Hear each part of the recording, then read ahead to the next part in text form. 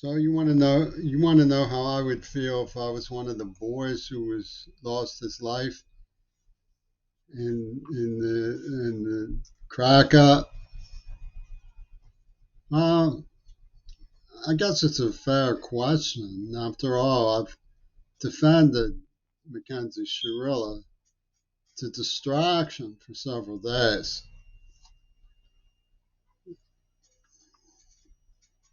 One thing I don't like is the claim that I'm holding a grudge or have gripes, which started at Pitt News when I first reported being kidnapped and tortured.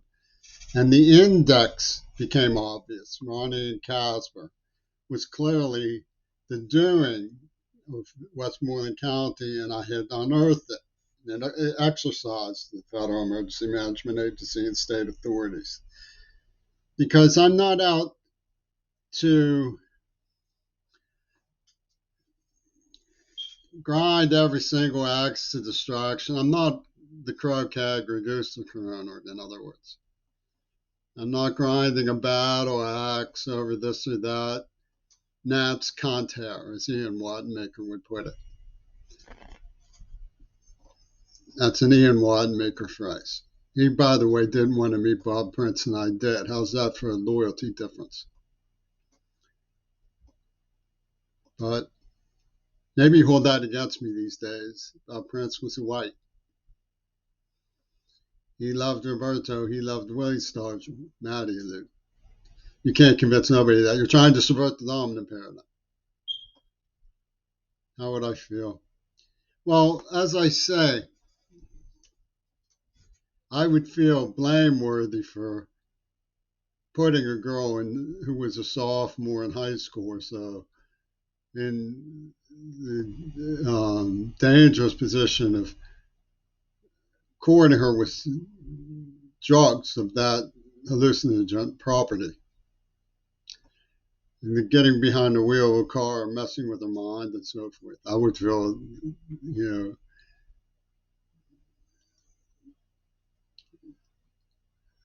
so I got quite a slap in the face.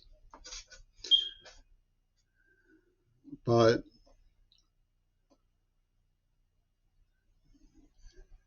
it's a different sort of situation with me because although I noted that the state of Pennsylvania was aware that I had an implanted neurological experiment injury, that apparently unwilling to address what Bernard Wadmaker had done and trying to keep their fingers crossed that things worked out, they gave me my driver's license, which I refused to use. I don't trust those drugs. I don't trust what the Wadmakers put into my mind. But I know that that is what they did to Mackenzie Shirilla. And moral guidance and intervention are called for.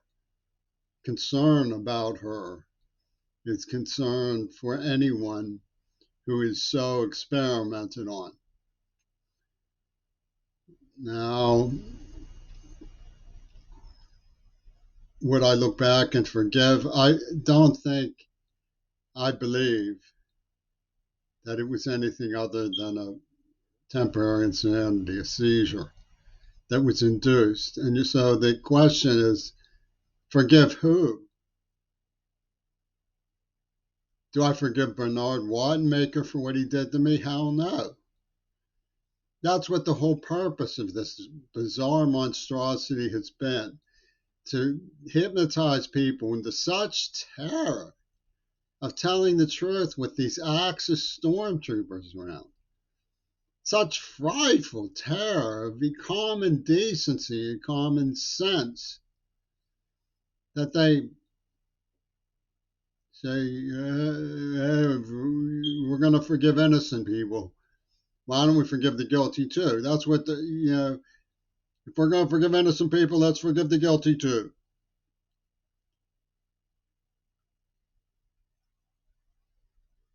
Now let's look for a minute if I believed in Mackenzie Shirilla premeditated the whole thing. Went off and took a couple people to death with herself in an attempted suicide, which is what she was convicted of after all. That's what the courts claim to believe.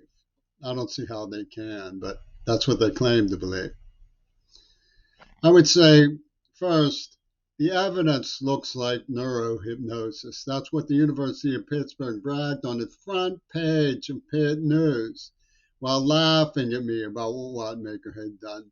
Said they were up to. I would want to know the power of suggestion at work in this neurohypnosis psilocybin thing they had going with Mackenzie Shirella.